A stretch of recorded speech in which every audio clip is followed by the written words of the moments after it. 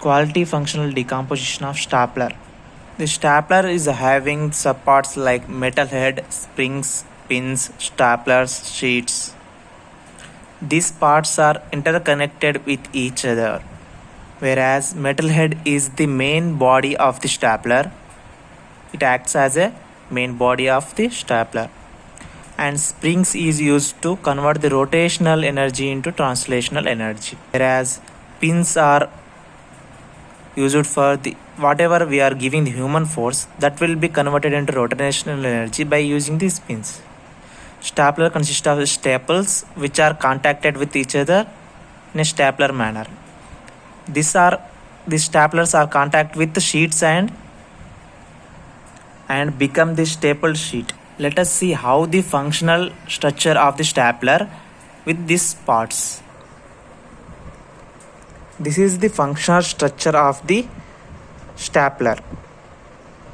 Whereas in this all these subparts are connected with each other and we can get the stapled sheet as the output. In this structure there are three modules. One is grip module and pin module and rotational to translational module. Whereas in grip module we'll give the human force. In pin module we convert that human force into rotational force, and this rotational force can be converted into translational force by using the springs in this third module. Whatever the staples are there can be stored, and that staples are in a contact manner. That contact staples are combined with sheets and that becomes contact staples and sheets, and that will uses the rotational to translational energy and human force, and that can become a stapled sheet.